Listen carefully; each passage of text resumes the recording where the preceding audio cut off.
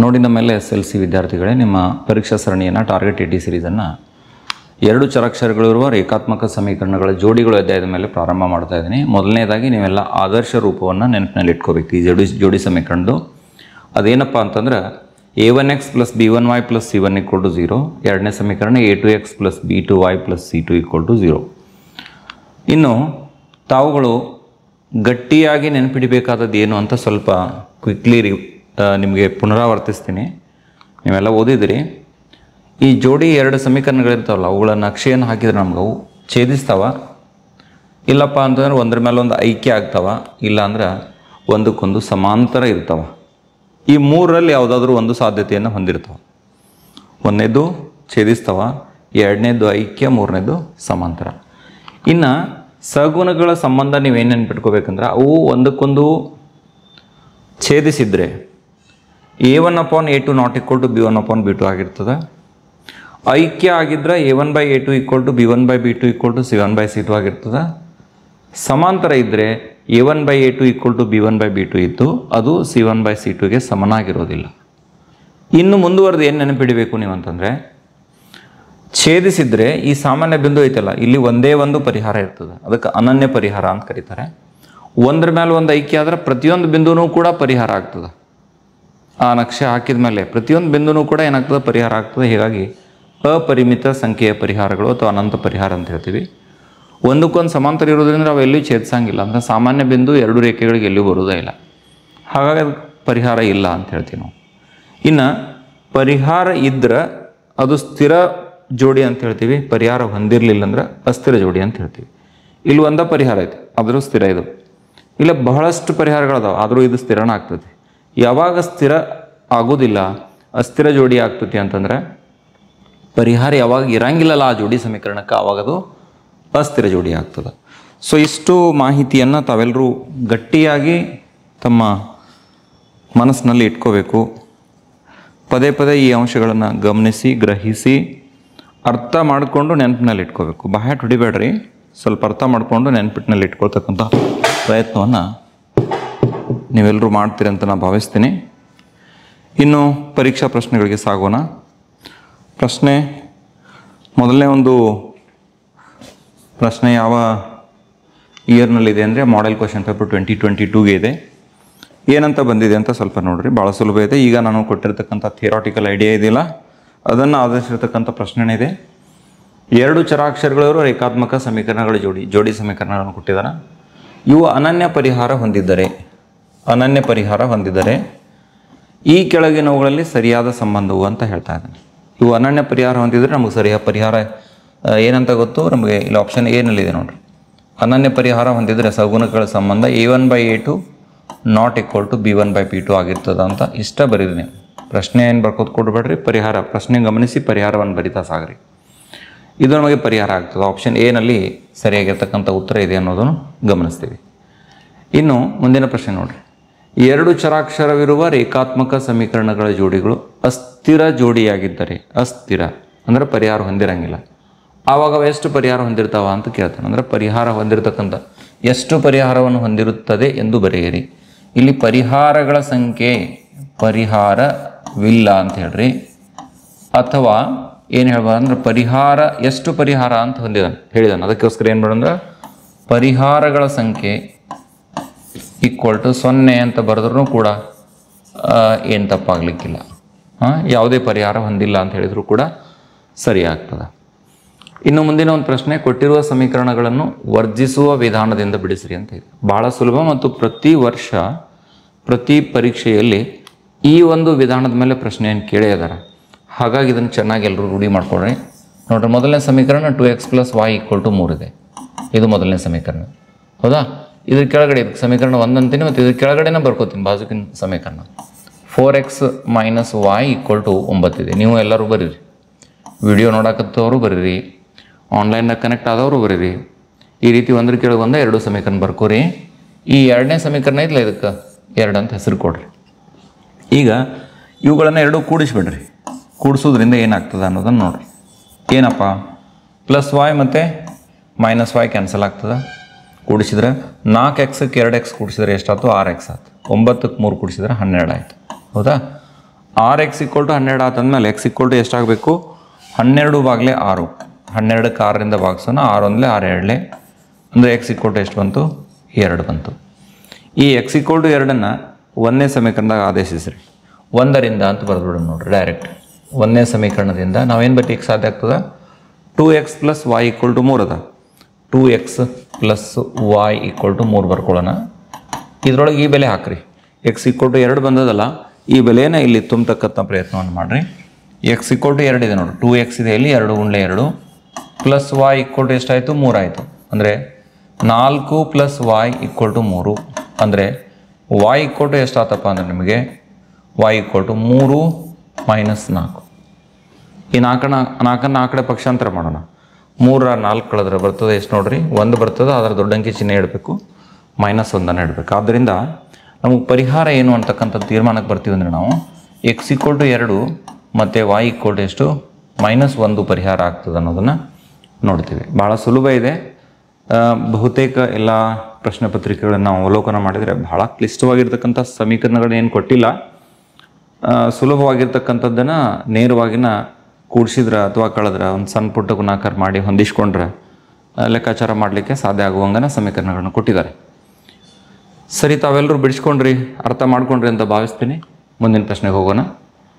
2x + 3y = 1 5x + 6y = 2 ಈ ಸಮೀಕರಣಗಳನ್ನು ಪ್ರತಿನಿಧಿಸುವ ರೇಖೆಗಳು ಛೇದಿಸುವ ರೇಖೆಗಳಾಗಿರುತ್ತವೆ ಎಂದು ಸಹಗುಣಕಗಳ ಅನುಪಾತಗಳ ಹೋಲಿಕೆಯಿಂದ ತೋರಿಸ್ರಿ ಅಂತಾನೆ.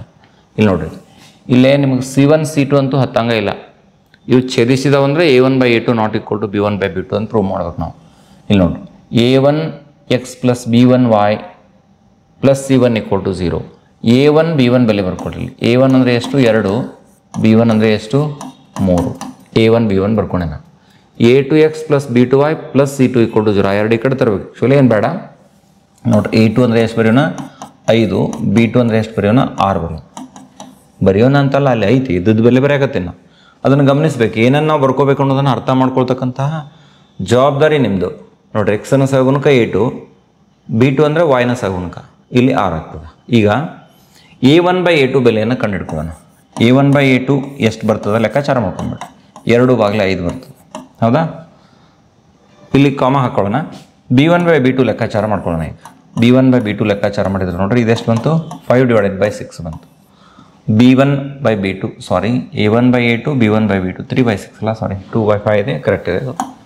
ನಾನು ಇದನ್ನು ತಪ್ಪು ಬರೆದೆ ನೋಡ್ರಿ 5/6 ಅಲ್ಲದು b1/b2 b1/b2 3/6 3/6 ಬಿಡಿಸ್ಕೊಂಡ್ಬಿಟ್ರೆ ನಿಮಗೆ ಎಷ್ಟು ಬಂತು ನೋಡ್ರಿ 1/2 ಅಂಶ ಬಂತು. ಈಗ ಇವೆರಡನ್ನು ಗಮನಿಸ್ಬೇಕು. ಇವೆರಡು ಸೇಮ್ ಅದಾವ ನೋಡ್ರಿ ಯಾವ್ಯಾವು 2/5 ಬೆಲೆಯನ್ನು ಗಮನಿಸ್ರಿ ಆಮೇಲೆ 1/2 ಅನ್ನು ಗಮನಿಸ್ರಿ. ಇವೆರಡು ಸಮ ಆಗಿಲ್ಲ. 2/5 1/2ಕ್ಕೆ ಸಮ ಆಗಿರಲಿಕ್ಕೆ ಸಾಧ್ಯ ಇಲ್ಲ. ಆದ್ದರಿಂದ ನಾನು ಯಾವ ತೀರ್ಮಾನಕ್ಕೆ ಬರ್ತೀನಿ ಅಂದರೆ a1/a2 ಇದು ಯಾವುದಕ್ಕೆ ಸಮ ಆಗಿಲ್ಲ b1/b2ಗೆ ಸಮ ಆಗಿಲ್ಲ. ನೋಡ್ರಿ ಏನು ಕೇಳ್ತಾರೆ ಈ ಸಮೀಕರಣಗಳು ಪ್ರತಿನಿಧಿಸುವ ರೇಖೆಗಳು ಛೇದಿಸುವ ರೇಖೆಯಾಗಿರುತ್ತವೆ ಎಂದು ಸಹಗುಣಕಗಳ ಅನುಪಾತಗಳ ಹೋಲಿಕೆಯಿಂದ ತೋರಿಸಿ ಅಂತ ಹೇಳಿದ್ದಾರೆ. ಆದ್ದರಿಂದ ಕೊಟ್ಟಿರುವ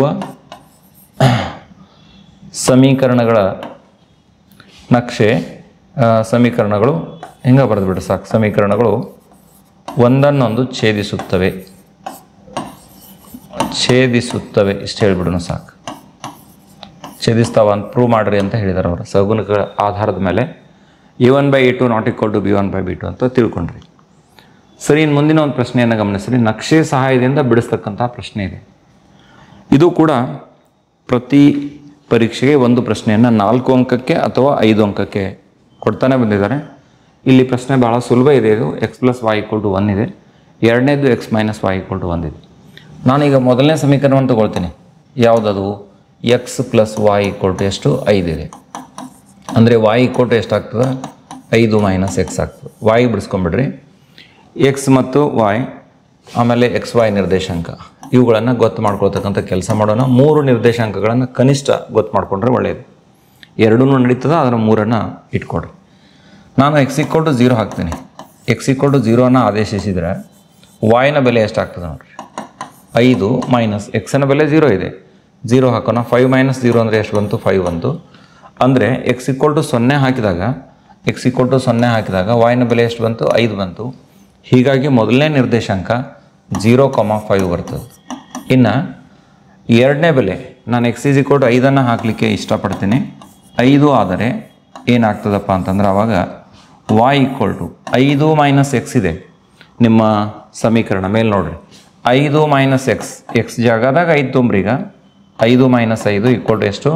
0 ಬಂತು. ಅಂದರೆ ಎಕ್ಸ್ ಈಕ್ವಲ್ ಟು 5 ಆದಾಗ ಇದೆಷ್ಟು ಬಂತು ನೋಡ್ರಿ? 0 ಬಂತು. ಆಮೇಲೆ ನಾನು ಎಕ್ಸ್ ಈಸ್ ಈಕ್ವಲ್ ಟು ಇನ್ನೊಂದು ಬೆಲೆ ತೊಗೊಳ್ತೀನಿ, 2 ತೊಗೊಳ್ತೀನಿ.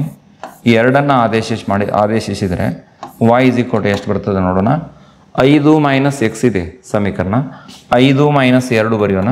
5ರಾಗ 2 ಕಳೆದ್ರೆ ಬಂತ ಎಷ್ಟಪ್ಪ ಅಂದ್ರೆ ನಮಗೆ 3 ಬಂತು. ಅಂದರೆ ಮೂರನೇ ಒಂದು ನಿರ್ದೇಶಾಂಕ 2, 3. 2 ಹಾಕಿದ್ರೆ 3 ಬಂತು. ಹೀಗಾಗಿ 2, 3 ನಿರ್ದೇಶಾಂಕ ಆಯಿತು. ಇಲ್ಲಿಗೆ ಮೊದಲನೇ ಒಂದು ಸಮೀಕರಣಕ್ಕೆ ನಿರ್ದೇಶಾಂಕ ಪಟ್ಟಿಯನ್ನು ತಯಾರು ಮಾಡ್ಕೊಂಡ್ರಿ. ಇನ್ನು ಎರಡನೇ ಸಮೀಕರಣ ತಗೊಳ್ಳೋಣ. ಏನಂತದ ಐತದು? X minus y equal to 1 ಅಂತ ಇದೆ. X minus y equal to 1 ಅಂತ ಬರ್ಕೊಳ್ಳೋಣ. ಇಲ್ಲಿ ತಪ್ಪು ಮಾಡ್ತೀರಿ ನಾವು ಕೆಲವ್ರು ಇಂಥವು ಸರಳ ಇದ್ರೂ ಕೂಡ. ಈಗ ನೋಡ್ರಿ ಮೈನಸ್ ವಾಯ್ ಐತಲ್ಲ, ಇದನ್ನ ಬಲಕ್ಕೆ ತೊಗೋರಿ. ಈ ಕಡೆ ವಾಯ್ ಬಂತು. ಎಕ್ಸ್ ಇಲ್ಲೇ ಐತಿ ಎಡಕ್ಕೆ, ಚಿಹ್ನೆ ಬದಲಾಗಂಗಿಲ್ಲ. 1 ಈ ಕಡೆ ತೊಗೋರಿ, -1 ಆಕೈತೆ. ಅಂದ್ರೆ ವಾಯ್ ಈಕ್ವಲ್ ಟು ಎಷ್ಟಾಯ್ತು? ಎಕ್ಸ್ ಮೈನಸ್ 1 ಆಯ್ತು. ಪೂರ್ತಿ ವಾಯ್ ಎಲ್ಲ ಈ ಕಡೆ ಬರ್ತೀನಿ, ಎಕ್ಸ್ ಮೈನಸ್ 1 ಎಲ್ಲ ಆ ಕಡೆ ಬರ್ದೆ. ಅವಾಗೇನು ಚಿಹ್ನೆ ಬದಲಾಗೋದಿಲ್ಲ. ಇದು ಭಾಳ ಸುಲಭ ಐತಿ. ಆದ್ರೆ ನಮ್ಮ ವಿದ್ಯಾರ್ಥಿಗಳು ಏನೇನೋ ಮೂಲಭೂತ ಪರಿಕಲ್ಪನೆಗಳು ನಿಮ್ಗೆ ಸರಿಯಾಗಿಲ್ಲ. 10th ಬಂದಿರ್ತೀರಿ, ಏನೂ ಬರ್ತಿರಂಗಿಲ್ಲ. ಇದನ್ನು ನಾವು ಗಮನಿಸ್ತೀವಿ. y equal to x minus 1 ಬಂತ. ಎಕ್ಸ್ ವಾಯ್ ಮತ್ತು ಎಕ್ಸ್ ವಾಯ್ ಬರ್ಕೊಳ್ಳೋಣ. ಈಗ ಎಕ್ಸ್ಗೆ 3 ಬೆಲೆಗಳನ್ನು ಆದೇಶಿಸೋಣ. ಎಕ್ಸ್ ಈಕ್ವಲ್ ಟು ನಾನು 1 ತೊಗೊಳ್ತೀನಿ. 1 ಆದರೆ y ಈಕ್ವಲ್ ಟು ಎಷ್ಟಾಗ್ತದೆ ನೋಡಿ. ಎಕ್ಸ್ ಮೈನಸ್ 1 ಸಮೀಕರಣ ಇದೆ. ಎಕ್ಸನ ಸ್ಥಾನದಲ್ಲಿ 1 ಆದೇಶಿಸ್ತಾ ಇದ್ದೇನೆ. 1 ಮೈನಸ್ 1 ಅಂದರೆ ಎಷ್ಟು ಬಂತು? 0 ಬಂತು. 1 ಆದೇಶಿಸಿದಾಗ ವಾಯ್ನ ಬೆಲೆ 0 ಬಂತು. ಅದನ್ನು ಪಟ್ಟಿ ಏನು ರೆಡಿ ಮಾಡ್ಕೊಂಡಿದ್ದೀವಲ್ಲ ಅದ್ರಾಗ ಬರೋಣ. ಅಂದರೆ ಮೊದಲನೇ ನಿರ್ದೇಶಾಂಕ 1,0 ಆಯಿತು. ಇನ್ನು ಎಕ್ಸ್ ಈಸ್ ಈಕ್ವಲ್ ಟು ನಾನು ಏನು ತೊಗೊಳ್ಲಿಕ್ಕೆ ಬಯಸ್ತೀನಿ ಅಂದರೆ 0 ತೊಗೊಳ್ತೀನಿ. 0 ಆದರೆ y ಈಕ್ವಲ್ ಆದಷ್ಟು ಎಂಥ ಬೆಲೆಗಳನ್ನು ತೊಗೋಬೇಕು? ನಿಮ್ಮ ಏನು ಸಂಖ್ಯಾ ರೇಖೆ ಐತಲ್ಲ ಅಲ್ಲಿ 0, ಅದರ ಆಸ್ಪಾಸ್ 1, 2, 3, ಈ ಕಡೆ -1, -2, -3, ಭಾಳ ಅಂದ್ರೆ 5 ಇರ್ತಾನೆ ಆ ಕಡೆ, 5 ಇರ್ತಾನೆ ಈ ಕಡೆ. ಇಷ್ಟರೊಳಗೆ ಬೆಲೆಗಳು ಓಡಾಡುವಂಗೆ ತೊಗೋಬೇಕು ನಾವು. ಬೇರೆ ಬೆಲೆ ತೊಗೋಬಾರ್ದು ಅಂತಿಲ್ಲ. ಮತ್ತು ಅದಕ್ಕೆ ಸ್ಕೇಲ್ ಹಾಕ್ಕೊಂಡು ಗ್ರಾಫ್ ದೊಡ್ಡಬೇಕಾಗ್ತತಿ. ಅಥವಾ ಇದ್ದದ್ರೊಳಗೆ ಹಿಡಿಸ್ಬೇಕಂದ್ರೆ ಸ್ಕೇಲ್ ತೊಗೋಬೇಕಾಗ್ತತಿ. ಅದೆಲ್ಲ ಗದ್ದಲ ಮಾಡ್ಕೋಬೇಡ್ರಿ. 0 ಹಾಕಿದ್ರೆ -1 ಆಯ್ತು, ಇದು -1 ಬಂತು. ಅಂದ್ರೆ ಎಕ್ಸ್ 0 ಹಾಕಿದ್ರೆ ಇದು ಎಷ್ಟು ಬಂತು ನೋಡ್ರಿ? -1 ಬಂತು. ಇನ್ನು ನಾವೇನು ಮಾಡೋಣ ಅಂದ್ರೆ ಎಕ್ಸ್ ಈಕ್ವಲ್ ಟು ಒಂದು ಹೆಚ್ಚಿನ ಬೆಲೆ ಕೊಡೋಣ, 6 ಕೊಡೋಣ ಬೇಕಂದ್ರೆ. ಸರಿ, 6 ಆದರೆ ಎಕ್ಸ್ ಈಕ್ವಲ್ ಟು 6 ಆದೇಶಿಸಿರಂದ್ರೆ ಅವ y ಈಕ್ವಲ್ ಟು ಎಷ್ಟು ಆಕೈತೆ ನೋಡ್ರಿ? 6 ಮೈನಸ್ 1. 6ರಾಗ 1 ಹೋದರೆ ಎಷ್ಟು ಬರ್ತದೆ? 5 ಬರ್ತದೆ. ಅಂದ್ರೆ 6 ಇದ್ದಾಗ 5 ಬಂತು. ಎಕ್ಸ್ ಈಕ್ವಲ್ ಟು 6 ಆವಾಗ ಎಷ್ಟು ಬಂತು? 5 ಬಂತು. 6, 5 ನಿರ್ದೇಶಾಂಕ. ಈಗ ನಮಗೆ 2 ಸಮೀಕರಣಗಳಿಗೆ ನಿರ್ದೇಶಾಂಕಗಳು ಗೊತ್ತಾದವು. ಮೊದಲನೇದು ನೋಡ್ರಿ ಏನೈತಿ? 0, 5, 5, 0, 2, 3. 0, 5, 5, 0, 2, 3. ಇದು ಮೊದಲನೇ ಒಂದು ಸಮೀಕರಣಕ್ಕೆ ನಕ್ಷೆ. ಗಮನಿಸ್ಬೇಕೆಲ್ಲರೂ. 0, 5, 5, 0, 2, 3 ಅವತ್ತನ್ನ ರಿಪೀಟ್ ಬರ್ಕೊಳ್ತಾ ಇದ್ದೀನಿ ನಾನು ಇಲ್ಲಿ. ನೀವು ಕೂಡ ನೀವೇನು ಹೊಳೆ ಬರಿಬೇಕಾದ ಅವಶ್ಯಕತೆ ಇಲ್ಲ. ನೀವು ಒಂದು ಸಲ ಹಾಕಿದರೆ ಸಾಕು. X y x y, x y x y. ಎರಡನೇದು ಏನೈತೆ ಅಂದರೆ ಎಕ್ಸ್ ಮೈನಸ್ ವೈದ 1, 0, 0, -1, 1, 0, 0, -1. ಆಮೇಲೆ 6, 5 ಇದೆ. 6, 5 ಇದೆ. 1, 0, 0, -1 ಆಮೇಲೆ 6, 5. ಈಗೇನಿಲ್ಲ ಕೆಲಸ. ಇಲ್ಲೇನು ಬಿಂದುಗಳು ನೀವು ಬರ್ಕೊಂಡ್ರಲ್ಲ ಇದನ್ನ ಇಲ್ಲಿ ಗೊತ್ಸ್ಕೊತ ಹೋಗೋದಿಷ್ಟ. ಎಕ್ಸ್ ಅಕ್ಷ ವೈ ಅಕ್ಷ ಮೊದಲ ರೆಡಿ ಇಟ್ಕೊರಿ ಅಂತ ನಾನು ಹೇಳಿದ್ನೆ. ಇಟ್ಕೊಂಡಿದ್ರೆ ಅಂತ ಭಾವಿಸ್ತೀನಿ. ಇಟ್ಕೊಂಡಿದ್ರೆ ನಿಮ್ಗೆ ಸರಳ ಆಗ್ತದೆ. ಎಕ್ಸ್ ಮೊದಲನೇ ಬೆಲೆ ನೋಡ್ರಿ. X equal to 0, y equal to 5. X 0 ಐತಿ ಇಲ್ಲಿ. ವೈ ಅಲ್ಲಿ 5 ಬರ್ತದೆ. 0, 5 ಅಂದರೆ ಇಲ್ಲಿ ಬಂತು, ಇಲ್ಲಿ ಬಂತು. ಅದನ್ನ ಬರ್ದ ಬಿಡೋಣ. 0, 5 ಅಂತ ಇಲ್ಲಿ ಬರೆಯೋಣ. ಎರಡನೇ ಬೆಲೆ 5, 0 ಇದೆ. X equal to 5, y equal to 0 ಅಂದರೆ ಅದು ಎಕ್ಸ್ ಅಕ್ಷದ ಮೇಲೆ ಬರ್ತದೆ. 5, 0 ಬಿಂದುವನ್ನು ಇಲ್ಲಿ ಗುರುತಿಸೋಣ. ಇನ್ನೊಂದು ಬೆಲೆ ಇದೆ ನೋಡ್ರಿ 2, 3. ಎಕ್ಸದ ಮೇಲೆ 2, ವೈದ ಮೇಲೆ 3. 2 ಎಲ್ಲಿ ಛೇದಿಸ್ತಾವೆ ನೋಡ್ರವ. 2, 3 ಇದು ಬಂತು. ನೀವೀಗ ಏನು ಮಾಡಬೇಕು? ಅಳತೆ ಪಟ್ಟಿ ತೊಗೋಬೇಕು, ಸ್ಕೇಲ್ ತೊಗೋಬೇಕು. ಇವು 3 ಬಿಂದುಗಳನ್ನ ಏನು ಮಾಡಬೇಕು? ಸೇರಿಸ್ಕೋಬೇಕು. ಹಿಂಗೆ ನಾ ಇಲ್ಲಿ ಒಂದು ಅನಿಮೇಷನ್ ಕೊಟ್ಟಿದ್ದೀನಿ, ಸೇರ್ತದು. ಆದರೆ ನಿಮ್ಗೆ ಹಂಗೆ ಮಾಡ್ಲಿಕ್ಕಾಗಲ್ಲ. ನೀವು ಸ್ಕೇಲು ಪೆನ್ಸಿಲ್ ತೊಗೊಂಡು ಇದನ್ನು ಈ ರೀತಿ ಸೇರಿಸಬೇಕು. ಇದು ಯಾವ ಸಮೀಕರಣ ಅಂತ ಬರೆದು ಬಿಡೋಣ. ಯಾವುದಪ್ಪ ಇದು? X plus y equal to 5 ಸಮೀಕರಣ. ಸರಿ, ಇನ್ನು ಎರಡನೇ ಸಮೀಕರಣದ ಬಿಂದುಗಳನ್ನು ಗುರುತಿಸುವ ಕೆಲಸವನ್ನು ಮಾಡೋಣ. ಏನಿದೆ? 1 0 ಇದೆ. ಎಕ್ಸ್ ಅಕ್ಷದ ಮೇಲೆ 1, ವಾಯ್ದ ಮೇಲೆ 0, ಅಂದರೆ 1 0 ಎಲ್ಲಿ ಬರ್ತದೆ? ಇಲ್ಲೇ ಬರ್ತದೆ ನೋಡಿ. 1, 0 ಬಂತು. ಎರಡನೇ ಬಿಂದು ನೋಡ್ರಿ ಏನಿದೆ? 0 -1 ಇದೆ. ಎಕ್ಸ್ ಈಕ್ವಲ್ ಟು 0 ಇದ್ದಾಗ ವಾಯ್ದ ಮೇಲೆ -1 ಅಂದರೆ ಎಲ್ಲಿ ಬರ್ತದೆ? ಇಲ್ಲಿ ಬರ್ತದೆ. ಇದು 0, -1 ಬಿಂದು. ಇನ್ನು ಆರು ಇದ್ದಾಗ ಎಷ್ಟಿದೆ? 5 ಇದೆ. ಎಕ್ಸ್ ಅಕ್ಷದ ಮೇಲೆ 6, ಇಲ್ಲಿ ನೋಡ್ರಿ, ಎಕ್ಸ್ ಅಕ್ಷದ ಮೇಲೆ 6 ಆಮೇಲೆ ವಾಯ್ದ ಮೇಲೆ ಎಷ್ಟು? 5. 6, 5 ಇದನ್ನು ಸರಿಯಾಗಿ ನೋಡ್ಬೇಕು. ಎಕ್ಸ್ ಅಕ್ಷದ ಕಡೆ ವಾಯ್ ಅಕ್ಷದ ಕಡೆ ಸರಿಯಾಗಿ ಲಕ್ಷ ಕೊಡಬೇಕು. 6 ಇದ್ದಾಗ ಎಕ್ಸ್ ಮೇಲೆ 6 ಇದ್ದಾಗ, ಎಕ್ಸ್ ಮೇಲೆ 6 ಇದ್ದಾಗ ವಾಯ್ದ ಬೆಲೆ ಎಷ್ಟು? 5. 6, 5 ಎಲ್ಲಿ ಸೇರ್ತಾವಲ್ಲ ಇಲ್ಲಿ ನೋಡ್ಕೋಬೇಕು, ಗುರುತಿಸ್ಕೋಬೇಕು. ಈಗ 1 ಇಲ್ಲಿ ನೋಡ್ರಿ, ಇದು 1ನೇ ಬೆಲೆ ಇಲ್ಲೈತಿ, 2ನೇದು ಇಲ್ಲೈತಿ, 3ನೇದು ಅಲ್ಲೈತಿ. ಈ 3 ಒಂದೇ ರೇಖೆ ಮೇಲೆ ಬರ್ತಾವೆ. ಸ್ಕೇಲ್ ತೊಗೊಂಡು ಕೂಡಿಸ್ಬಿಟ್ರೆ ಹಿಂಗೊಂದು ನಕ್ಷೆ ಸಿಗ್ತದೆ ನಿಮಗೆ. ಇದು ಏನಪ್ಪ ಅಂದ್ರೆ ನಿಮ್ಗೆ ಎರಡನೇದು x minus y equal to ಎಷ್ಟಿದೆ? 1 ಐತೆ ನೋಡಿ. X minus y equal to 1 ಇಷ್ಟು ಸಿಕ್ಕ ಮೇಲೆ ಇವೆರಡು ಎಲ್ಲಿ ಛೇದಿಸ್ತಾವಲ್ಲ ಆ ಛೇದನ ಬಿಂದುವನ್ನು ಗಮನಿಸಬೇಕು.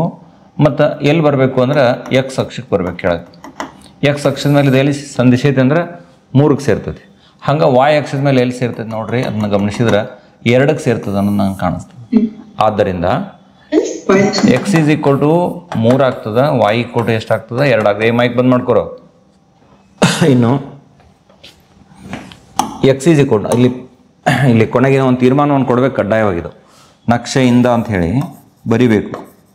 ನಕ್ಷಾ ವಿಧಾನದಿಂದ ಈ ಜೋಡಿ ಸಮೀಕರಣಕ್ಕೆ ಪರಿಹಾರ ಕೇಳಿದಾರೆ ಅವರು. ಏನು ಪರಿಹಾರ? ಎಕ್ಸ್ ಈಸ್ ಈಕ್ವಲ್ ಟು 3 ಮತ್ತು ವಾಯ್ ಈಕ್ವಲ್ ಟು ಎಷ್ಟು? 2 ಪರಿಹಾರ ಆಗ್ತದೆ ಅನ್ನೋದನ್ನು ನಾವು ನೋಡ್ತೀವಿ. ಸೊ ಇಷ್ಟಾದ್ರೆ ಈ ಒಂದು ಪ್ರಶ್ನೆಗೆ ಪರಿಹಾರ ಪೂರ್ಣ ಆಯಿತು. ಗ್ರಾಫ್ ಹಾಕಕತ್ತಿದ್ರೆ ಪೂರ್ಣ ಮಾಡಿರಿ. 1 ನಿಮಿಷ ಟೈಮ್ ಕೊಡ್ತೀನಿ. ಸರಿ, ಇವಾಗ ನಾವು ಪರಿಹಾರಕ್ಕೆ ಸಾಕ್ತಾ ಇದೀವಿ ನೋಡ್ರಿ. 6ನೇ ಪ್ರಶ್ನೆ ಏನಿದೆ ಅಂತ ಎಲ್ಲರೂ ಗಮನಿಸ್ರಿ. a1x plus b1y plus c1 equal to 0 ಮತ್ತು a2x plus b2y plus c2 equal to 0. ಈ ಜೋಡಿ ರೇಖಾತ್ಮಕ ಸಮೀಕರಣಗಳ ಪರಿಹಾರಗಳು ಅನನ್ಯವಾಗಿದ್ದರೆ ಈ ಕೆಳಗಿನವುಗಳಲ್ಲಿ ಯಾವ ಸಂಬಂಧ ಸರಿಯಾಗಿರ್ತದೆ? ಅನನ್ಯ ಅಂದರೆ ಇದರ ಅರ್ಥ ಒಂದೇ ಒಂದು ಪರಿಹಾರ ಹೊಂದಿದ್ರೆ, ಹೌದಾ? ಒಂದೇ ಒಂದು ಪರಿಹಾರ ಹೊಂದಿದ್ರೆ ಅಥವಾ ಅನನ್ಯ ಆಗಿದ್ರೆ ಯಾವ ಆಯ್ಕೆ ಸರಿಯಾಗ್ತದ? ಶ್ರೇಯ ಹೇಳ್ತಿ? ಸಿ ಸರಿಯಾಗಿರ್ತಕ್ಕಂಥ ಉತ್ತರ. ಅದು ಕಂಡೀಷನ್ ಏನು? a1/a2 not equal to b1/b2. ಎಲ್ಲರೂ ಬರೀರಿದ್ದು ಅದ ಪ್ರಶ್ನೆನ ಆಗಲೇನೋ ಬಿಡಿಸಿದ್ದೀವಿ, ಆದರೆ ಸ್ವಲ್ಪ ಕೇಳ್ತಕ್ಕಂಥ ವೇ ಬದಲು ಮಾಡಿರ್ತಾರೆ ಅಷ್ಟೆ. ಅದನ್ನು ಗ್ರಹಿಸ್ತಕ್ಕಂಥ ಸಾಮರ್ಥ್ಯ ನಿಮಗೆ ಬರಬೇಕು. ಇನ್ನು ಅದ ಸೇಮ್ ಜೋಡಿ ಸಮೀಕರಣ ಐತಿ. ರೇಖಾತ್ಮಕ ಸಮೀಕರಣಗಳು ಹೊಂದಿರುವ ಪರಿಹಾರಗಳ ಸಂಖ್ಯೆ ಇಲ್ಲಿ ನೋಡ್ರಿ, c1 not equal to c2 ಅಂತ. ಸ್ವಲ್ಪ ಲಕ್ಷ ಕೊಡ್ರಿದ ಟ್ರಿಕ್ಕಿ ಐತೆ. ನಾನು ಮಾತಾಡ್ತೀನಿ, ನಾನು ಹೇಳ್ತೀನಿ ಪರಿಹಾರ ಗಮನಿಸ್ಬೇಕೆಲ್ಲರೂ. ಇಲ್ಲೊಂದು ಸ್ವಲ್ಪ ನೀವು ಏನು ಗಮನಿಸ್ಬೇಕಂದ್ರೆ, ಇಲ್ಲೂ a1 ಐತಿ, ಎಕ್ಸ್ನ ಸಗುಣಕ್ಕೆ a1 ಐತಿ, ಇಲ್ಲೂ a1 ಐತಿ. ಅಂದರೆ ಇಲ್ಲಿ ಏನಿದ್ದಿದ್ದು ಅಲ್ಲೇ ಐತಿ. ಅಂದರೆ ಎರಡೂ ಭಾಗಶರಿಂದ ಸೇಮ್ ಬರ್ತಾವೆ ಅನ್ನಂಗೆ. ಅಂದರೆ a1/a2 ಏನು ಅನುಪಾತ ತಗೋತಾರಲ್ಲ ಅದು ಏನು ಬರ್ತೈತಿಲ್ಲ ನಿರ್ದಿಷ್ಟ ಬೆಲೆ ಒಂದೇ ಬರ್ಬೇಕಾದ್ರೆ ಎರಡು ಸೇಮ್ ಅದ ಅಂದ್ರೆ 1 ಬರ್ತೈತಿ. b1 ಇಲ್ಲಿ b1 ಐತೆ ನೋಡಿ, ಇದನ್ನು ಸೇಮ ಇರೋದ್ರಿಂದ ಕ್ಯಾನ್ಸಲ್ ಆಗಿ ಅದು ಆ್ಯಕ್ಚುಲಿ a2/b2 ಆದರೆ ಅದು b1/b1 ಅಂದ್ರೆ ಅದು ಕ್ಯಾನ್ಸಲ್ ಆಗಿ ಒಂದೇ ಬರ್ತೈತಿ. ಅಂದರೆ ಇವೆರಡು ಸೇಮ್ ಅದಾವ ಅನ್ನಂಗೆ ಅದು ಮೊದಲೇ ಅನುಪಾತ. c1 not equal to c2 ಐತಿ, ಇವೆರಡು ಸಮ ಇಲ್ಲ ಅಂದರೆ c1/c2ಗೆ ಸಮ ಇರಂಗಿಲ್ಲ. ಅಂದ್ರೆ ನಮ್ಮ ತೀರ್ಮಾನ ಇಲ್ಲಿ ಹೆಂಗೆ ತೊಗೋಬೇಕಂದ್ರೆ ನಾವು a1/a2 ಇಲ್ಲಿ a2 ಸಗುಣಕ ಕೊಟ್ಟಿಲ್ಲ, ಅವ್ರು a2 ಬದಲಿ a1 ಕೊಟ್ಟಿದ್ದಾರೆ. ಆದ್ರೆ ನನ್ನ ತೀರ್ಮಾನ ಏನಂದ್ರೆ ಇಲ್ಲಿ a1/a2 ಇದ್ದದ್ದು b1/b2ಗೆ ಸಮ ಬರ್ತೈತಿ. c1 not equal to c2 ಆಗಿರೋದ್ರಿಂದ ನಾಟ್ ಈಕ್ವಲ್ ಟು c1/c2 ಬರಿತೀನಿ. ಹಿಂಗಿದ್ದಾಗ ಪರಿಹಾರಗಳ ಸಂಖ್ಯೆ ಎಷ್ಟು ಅನ್ನೋದನ್ನು ನಾವು ಇಲ್ಲಿ ವಿಚಾರ ಮಾಡಬೇಕು. a1/a2 equal to b1/b2 not equal to c1/c2 ಇದ್ದಾಗ ಜಾಮಿತೀಯವಾಗಿ ಹೇಗಿರ್ತಾವಮ್ಮ ಶ್ರೇಯ? ಸಮೀಕರಣಗಳ ನಕ್ಷೆ ಸಮಾಂತರ ಇರ್ತಾವೆ, ಒಂದಕ್ಕೊಂದು ಸಮಾಂತರ ಇರ್ತಾವೆ. ಅಂದ್ರೆ ಇಲ್ಲಿ ಪರಿಹಾರಗಳ ಸಂಖ್ಯೆ ಎಷ್ಟಾಯ್ತು? ಪರಿಹಾರಗಳ ಸಂಖ್ಯೆ 0. ಪರಿಹಾರ ಇಲ್ಲ, ಪರಿಹಾರವಿಲ್ಲ. ಅಥವಾ ಪರಿಹಾರಗಳ ಸಂಖ್ಯೆ ಅಂತ ಬರಿಬೇಕು ಅಂತಂದ್ರೆ 0 ಅಂತ ಬರಿಬೇಕು. ಯಾವುದೇ ಪರಿಹಾರ ಇಲ್ಲ ಅಂತ ನಾವು ಹೇಳಬೇಕು. ಇನ್ಮೇಲೆ ಮುಂದಿನ ಒಂದು ಪ್ರಶ್ನೆಗೆ ಸಾಗೋಣ. ವರ್ಜಿಸುವ ವಿಧಾನದಿಂದ ಬಿಡಿಸೋದೈತಿ. ಭಾಳ ಸುಲಭ ಇದೆ. ಮೊದಲನೇ ಸಮೀಕರಣ ಬರ್ಕೊಡ್ರಿ ಎಲ್ಲರೂ. 2x + y = 14 ಬರೀನು. ಆಮೇಲೆ ಕೆಳಗೆ x - y = 4 ಬರೆಯೋಣ. ಒಂದ್ರ ಕೆಳಗೆ ಒಂದು ಹಿಂಗೆ ಸಮೀಕರಣ ಬರೀರಿ. ಒಂದನೇದಕ್ಕೆ ಸಮೀಕರಣಕ್ಕೆ 1 ಅನ್ರಿ, ಎರಡನೇದಕ್ಕೆ 2 ಅನ್ರಿ, 1 ಕೆಳಗೆ 1 ಬರೀರಿ. ಈಗ ನಾವು ಕೂಡಿಸ್ಬೇಕೋ ಕಳಿಬೇಕೋ ಶ್ರೇಯ? ಕಳಿಬೇಕು. ಹಾಂ, ಕೂಡಿಸ್ಬೇಕು. ಕಳೆದ್ರೆ ಏನಾಕತಿ? -y ಇದ್ದದ್ದು +y ಆಕತಿ. ಎರಡು ಕ್ಯಾನ್ಸಲ್ ಆಗೋದಿಲ್ಲ ಅವು. ಈಗ ನೇರವಾಗಿ ಕೂಡಿಸ್ಬಿಟ್ರೆ ಎರಡು ಕ್ಯಾನ್ಸಲ್ ಆಗ್ತಾವೆ ನೋಡಿ. +y -y ಕ್ಯಾನ್ಸಲ್ ಆಗಿಬಿಡ್ತಾವೆ. 2x x ಕೂಡಿದ್ರೆ 3x ಆಯಿತು. 14ಕ್ಕೆ 4 ಕೂಡಿಸಿದ್ರೆ 18 ಆಯಿತು. x = ಎಷ್ಟು ಬರಿಬೇಕು ಹೇಳಮ್ಮ?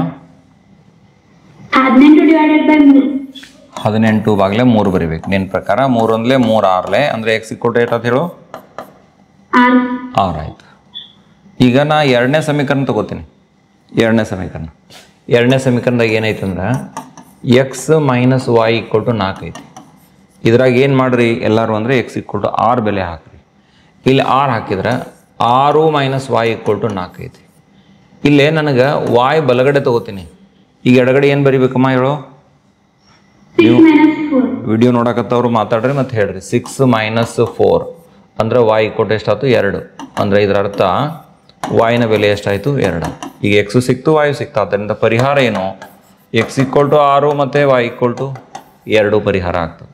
ಈ ಪ್ರಕಾರ ಪ್ರಶ್ನೆ ಕಾಯಂ ಕೇಳಿದಾರ, ಚೆನ್ನಾಗಿ ಪ್ರಾಕ್ಟೀಸ್ ಮಾಡಿರಿ. ಮುಂದಿನ ಒಂದು ಪ್ರಶ್ನೆ ನೋಡ್ರಿ. ಎರಡು ಧನ ಸಂಖ್ಯೆಗಳ ವ್ಯತ್ಯಾಸ 26 ಅದ. x ಮತ್ತು y ಇವೆರಡು ಏನಾಗಿರಲಿ? ಎರಡು ಧನ ಸಂಖ್ಯೆಗಳಾಗಿರಲಿ.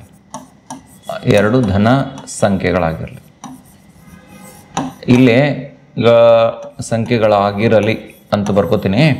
ಪ್ರಶ್ನೆ ನೋಡ್ರಿ. ಇವತ್ತರ ವ್ಯತ್ಯಾಸ ಎಷ್ಟೈತಿ? 26 ಐತಿ. ಅದನ್ನು ಸಾಂಕೇತಿಕವಾಗಿ ಬರೋಣ. x - y = ಎಷ್ಟು? 26. ಆಮೇಲೆ ಅದರ ಒಂದು ಸಂಖ್ಯೆಯು, ಒಂದು ಅನ್ನೋ ಶಬ್ದ ಬಂದಿಲ್ಲ, ಅದನ್ನ ಹಂಗೆ ತಿಳ್ಕೊಬೇಕು ನೀವು. ಅದರ ಸಂಖ್ಯೆಯು ಅಂದರೆ ಒಂದು ಸಂಖ್ಯೆ, ಇನ್ನೊಂದರೆ 3 ಅಷ್ಟಿದೆ. ಯಾವುದು? ಒಂದೇ ಸಂಖ್ಯೆ ತಗೊಳ್ಳೋಣ x. ಇನ್ನೊಂದರೆ 3 ಅಷ್ಟು, ಇನ್ನೊಂದಂದ್ರೆ y. ಅದ್ರ 3 ಅಷ್ಟು ಅಂದರೆ ಎಷ್ಟು? 3y ಅಂತ. ಅಂದರೆ ಇದನ್ನು ಆದರ್ಶ ರೂಪದಾಗ ಬರೆದ್ರೆ x - 3y = 0 ಆತ.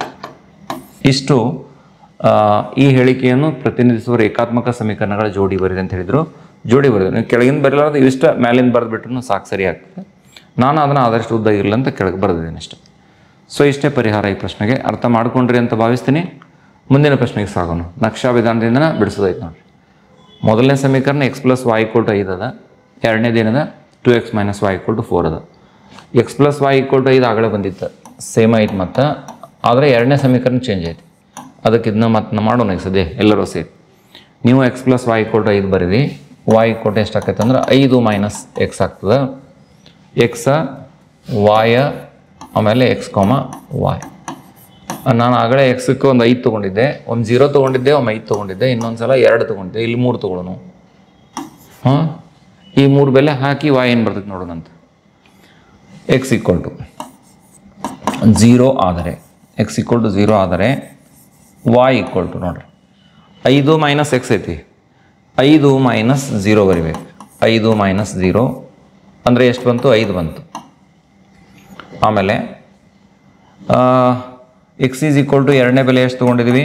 5 ತೊಗೊಂಡಿವಿ. 5 ಆದರೆ ಏನಪ್ಪ ಅಂದ್ರೆ y = 5 - 5.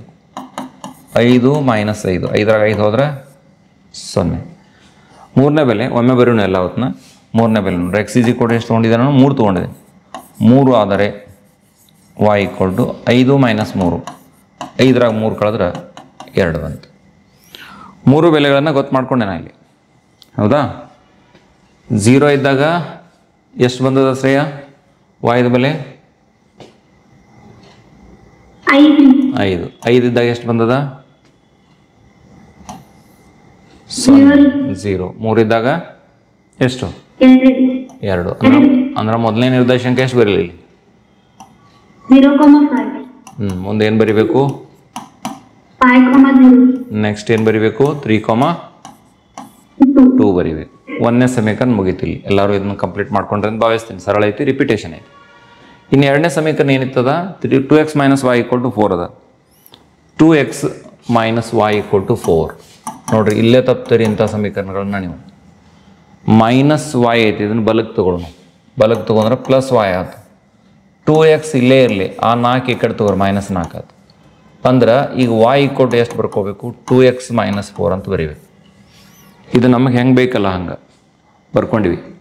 yಗೆ ಸಮೀಕರಿಸ್ಕೊಂಡಿವಿ. ಎಕ್ಸ್ ವೈ ಮತ್ತು ಎಕ್ಸ್ ಕಾಮ ವೈ ಬೆಲೆಗಳನ್ನು ತಗೋಬೇಕು. ನಾನು ಎಕ್ಸ್ಗೆ ಬೇರೆ ಬೇರೆ ಬೆಲೆಗಳನ್ನು ಮೊದಲ ನಿರ್ಧರಿಸ್ಕೊಂಡು ಬಿಡ್ತೀನಿ ಏನೇನು ಹಾಕೋಬೇಕು ಅಂಥೇಳಿ. 2 ಹಾಕ್ಲಿಕ್ಕೆ ಬಯಸ್ತೀನಿ, ಆಮೇಲೆ 4 ಹಾಕಿದ್ರು ಬರ್ತದ, ಆಮೇಲೆ 0 ಹಾಕಲಿಕ್ಕೆ ಬಯಸ್ತೀನಿ. 0 ಅದು ಅಲ್ಲಿ ಹಿಡಿಸ್ಲಿಕ್ಕೆ ಸ್ವಲ್ಪ ಕಷ್ಟ. 0 ಬಿಡೋಣ, 1 ತೊಗೊಳ್ರಿ, ಇನ್ನೂ ಈಸಿ ಆಗ್ತದೆ. 1 ತೊಗೊಳ್ರಿ, ಎಕ್ಸ್ಗೆ ಬೆಲೆ ಏನು ತೊಗೊಳ್ಳೋಣ, 1 ತೊಗೊಳ್ಳೋಣ. ಸರಿ, ಹಾಂ ಶ್ರೇಯಾ ಮೈಕ್ ಆನ್ ಮಾಡ್ಕೊ. ಎಕ್ಸ್ ಈಕ್ವಲ್ ಟು 2 ಆದರೆ ಅಂತ ಐತಿ. 2 ಆದರೆ ನಿನಗೆ ಕೇಳ್ಕೊತ ಹೋಗ್ತೀನಿ, ನೀವು ಉತ್ತರ ಹೇಳ್ಕೊತ ಹೋಗಿ. ನೀವು ವಿಡಿಯೋ ನೋಡಕತ್ತವ್ರೂ ಕೂಡ ನನ್ನ ಜೊತೆ ಇಲ್ಲಿ ರೆಸ್ಪಾಂಡ್ ಮಾಡ್ಬೇಕು. ಯಾರು ಕ್ಲಾಸ್ ರೂಮ್ನಾಗ ವಿಡಿಯೋ ನೋಡ್ತಿರ್ತಿರಲ್ಲ ಅವರು. ಎಕ್ಸ್ ಈಕ್ವಲ್ ಟು 2 ಆದರೆ ವಾಯ್ ಈಕ್ವಲ್ ಟು ಏನು ಬರೀಬೇಕಮ್ಮ, 2 ಆದರೆ ಅಂತ ಐತಿ. ಹಾಂ, 2 ಗುಂಡ್ಲೆ ಏನು ಬರೀರಲಿ, 2. ಮುಂದೆ ಹೇಳಂಗ ಹೇಳ್ಬೇಕು ನಿಮ್ಮ -4 ಈಕ್ವಲ್ ಟು 2 2 ಎಷ್ಟು, 4. -4 ಅಂದ್ರೆ ಎಷ್ಟು ಬಂತು ಉತ್ತರ? ಇದನ್ನ ಹೇಳಕ್ಕೆ ಯಾಕೆ ಲೇಟ್ ಮಾಡೋದು, ಅದನ್ನ ಹೇಳಕ್ಕೆ ಯಾಕೆ ಲೇಟ್ ಮಾಡೋದು? ಇನ್ನು ಮುಂದಿನ ಬೆಲೆ ಎಕ್ಸ್ ಈಕ್ವಲ್ ಟು ಎಷ್ಟು ತೊಗೊಂಡಿವಿ, 4 ಅಂತ ನಿರ್ಧರಿಸ್ಕೊಂಡಿದ್ದೀವಿ. ಹಾಗಾದರೆ ವಾಯ್ ಈಕ್ವಲ್ ಟು ಹೇಳ ಏನು ಬರಲಿ, ಎಕ್ಸ್ ಈಕ್ವಲ್ ಟು 4 ತೊಗೊಂಡಿವಿ, 2 × 4 2 × 4 ಕರೆಕ್ಟ್ ಆಯ್ತು. ಮುಂದೆ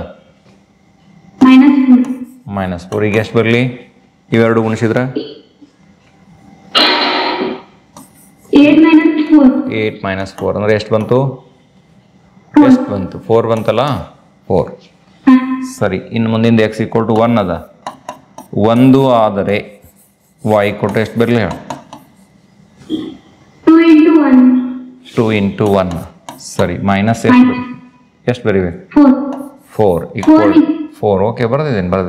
ಮುಂದೆ ಎಷ್ಟು ಬರೀಬೇಕು ಹೇಳು, ಎಷ್ಟು ಬರೀಬೇಕು, 2 - 4 ಇದ್ರ ಬೆಲೆ ಎಷ್ಟು, -2. ಓಕೆ, 2 ಇದ್ದಾಗ 0 ಬಂದದ ಅಂದರೆ 2 0 ಆಯಿತು.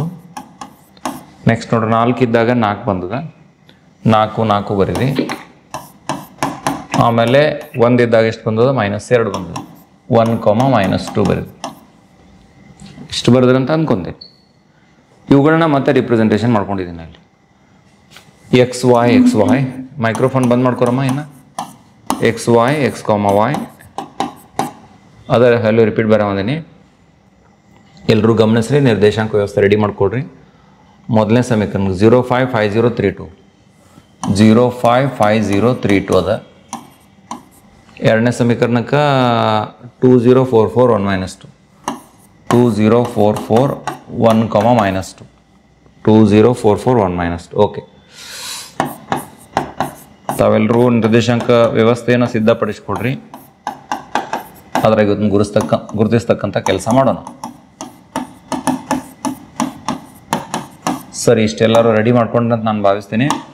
ಬಿಂದುಗಳನ್ನ ಗುರುತಿಸ್ತಕ್ಕಂಥ ಕೆಲಸವನ್ನು ಮಾಡೋಣ. ಈಗ ಮೊದಲನೇ ನಿರ್ದೇಶಾಂಕ ಪಟ್ಟಿಯನ್ನು ನೋಡ್ರಿ, 05 ಎಕ್ಸ್ ಈಕ್ವಲ್ ಟು 0 ಇದ್ದಾಗ ವಾಯ್ ಈಕ್ವಲ್ ಟು 5. ವಾಯ್ ಅಕ್ಷದ ಮೇಲೆ ಬರ್ತೈತಿ. ಎಕ್ಸ್ ಯಾವಾಗ 0 ಇರ್ತೈತಿಲ್ಲ ಅವಾಗ ಅದು ಬಿಂದು ಯಾವಾಗಲೂ ವಾಯ್ ಅಕ್ಷದ ಮೇಲೆ ಬರಬೇಕು. 0, 5 ಬಂತು. ಎರಡನೇ ಬೆಲೆ 5 0 ಐತಿ. ವಾಯ್ 0 ಐತಿ ಅಂದ್ರೆ ಅದು ಎಕ್ಸ್ ಅಕ್ಷದ ಮೇಲೆ ಬರಬೇಕು. ಎಲ್ಲಿ ಎಕ್ಸ್ ಮೇಲೆ 5 ಎಲ್ಲ ಐತಿಲ್ಲ ಅಲ್ಲಿ ಹೋಗ್ಬೇಕು. 5, 0 ಆಗ್ತದೆ. ಇನ್ನು ಎಕ್ಸ್ ಅಕ್ಷದ ಮೇಲೆ 3ಕ್ಕೆ ಬರ್ರಿ, ವಾಯ್ದ ಮೇಲೆ 2ಕ್ಕೆ ಬರ್ರಿ. ಅವೆರಡು ಎಲ್ಲಿ ಸಂಧಿಸ್ತಾವಲ್ಲ ಆ ಬಿಂದು ಮಾರ್ಕ್ ಮಾಡ್ಕೊರಿ. ಅದಕ್ಕೆ ಏನು ಹೆಸರು ಕೊಡ್ರಿ ಅಂದ್ರೆ 3, 2 ಅಂತ ಹೆಸರು ಕೊಡ್ರಿ. 3, 2 ಇಷ್ಟು 3, 2 ಇದು. ಇನ್ನು ಎರಡನೇ ನಿರ್ದೇಶಾಂಕ ಪಟ್ಟಿಯನ್ನು ಸರಿಯಾಗಿ ಗಮನಿಸ್ರಿ ಮತ್ತು ಆ ಬಿಂದುಗಳನ್ನು ಗುರುತಿಸ್ತಕ್ಕಂಥ ಪ್ರಯತ್ನವನ್ನು ಎಲ್ಲರೂ ಮಾಡಿರಿ. ಅದಕ್ಕಿಂತ ಮೊದಲು ಇವತ್ತನ್ನ ಸೇರಿಸ್ಕೊಂಡ್ಬಿಡ್ರಿ. 3 ಸೇರಿಸ್ರಿ ಅಳತೆ ಪಟ್ಟಿ ಬಳಸಿ. ಇದು x plus y equal to ಏನಾಯಿತು, 5 ಆಯಿತು. ಮೊದಲನೇ ಸಮೀಕರಣ.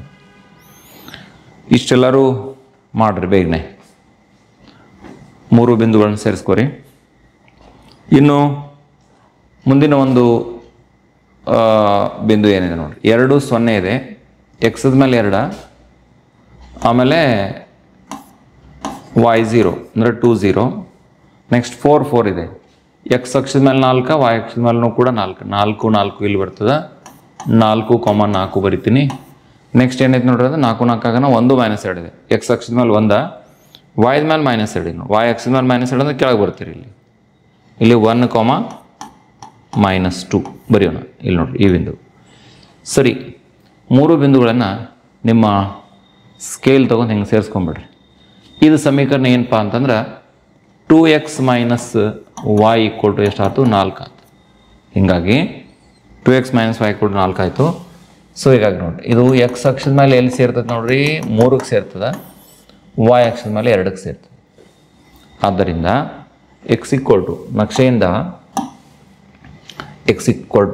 ನಕ್ಷೆಯಿಂದ ನಾವು ಯಾವ ತೀರ್ಮಾನಕ್ಕೆ ಬರ್ತೀವಿ ಅಂದರೆ x = ಪರಿಹಾರ ಬರಿತಾ ಇದ್ದೀನಿ ನನಗೆ 3, ಆಮೇಲೆ y = ಎಷ್ಟು 2, 3 y = 2. ಸೊ ಇದಿಷ್ಟು ನಕ್ಷಾ ವಿಧಾನದ ಪರಿಹಾರ. ಒಂದು ಆ ಹಿಂದಿನ ಗ್ರಾಫ್ದೊಳಗೂ ನಾವು ಮರೆತೆ ಸ್ವಲ್ಪ ಪ್ರತಿ ಪ್ರಾಬ್ಲಮ್ಗೆ ಏನು ಮಾಡ್ಬೇಕು ನೀವು ಅಂದ್ರೆ ಮೂಲ್ಯಾಗ ಪ್ರಮಾಣ ಬರಿಬೇಕು. ನಾವೇನೋ ಬದಲಾಯಿಸ್ಕೊಂಡಿರಂಗಿಲ್ಲ, ಆದರೆ ಇದನ್ನು ಕಂಪಲ್ಸರಿ ಫಿಕ್ಸ್ ಬರೆದ್ಬಿಡೋದು. ಇಲ್ಲಿ ಮೂಲಿ ಒಳಗೆ ಬಲಗಡೆ ಕಾರ್ನರ್ದೊಳಗೆ ಪ್ರಮಾಣ ಅಂತಂದ್ರಿ ಏನು ಬರೀರಿ ಅಂದ್ರೆ ಎಕ್ಸ್ ಅಕ್ಷ 1 ಸೆಂಟಿಮೀಟರ್ = 1 ಮಾನ, 1 ಸೆಂಟಿಮೀಟರ್ = 1 ಮಾನ. ಆಮೇಲೆ ವಾಯ್ ಅಕ್ಷ ಅನ್ರಿ, ವಾಯ್ ಅಕ್ಷ ಅಂದು ಅಲ್ಲೂ ಕೂಡ 1 ಸೆಂಟಿಮೀಟರ್ = 1 ಮಾನ ಅಂತ ಬರೀ. ಇಷ್ಟು ಏನು ಮಾನವನ್ನು ಪ್ರಮಾಣವನ್ನು ಬರಿಬೇಕಿಲ್ಲಿ ಪ್ರತಿ ಗ್ರಾಫ್ನೊಳಗೆ. ಇದನ್ನು ರೂಢಿ ಮಾಡ್ಕೊಟ್ಟು ನಾನು ಹಿಂದೆ ಒಂದು ಗ್ರಾಫ್ ಮಾಡಿದ್ನಿ, ಅಲ್ಲಿ ಬರೆದಿಲ್ಲ. ಇದನ್ನು ಬರೆಯೋದು ಫಿಕ್ಸ್ ಇಲ್ಲ ನಿಮ್ಗೆ. ನಾವು ಯಾವುದೋ ಸ್ಕೇಲ್ ಬದಲಾಯಿಸ್ಕೊಳಂಗಿಲ್ಲ, ಅದಕ್ಕೆ ಫಿಕ್ಸೇ ಇರ್ತೈತೆ. ಅದನ್ನು ಬದಲಾಯಿಸ್ಕೊಂಡು ಅವು ನಾವು ರೂಢಿ ಮಾಡಿಸಂಗಿಲ್ಲ, ಡೈರೆಕ್ಟಾಗಿ ನಾವು ಮಾಡಿಸಿರ್ತೀವಿ. ಸೊ ಇಷ್ಟು ಆದರೆ ಇದು ಈ ಪ್ರಶ್ನೆ ಪತ್ರಿಕೆಯಲ್ಲಿ ಪೂರ್ಣ ಆಯಿತು.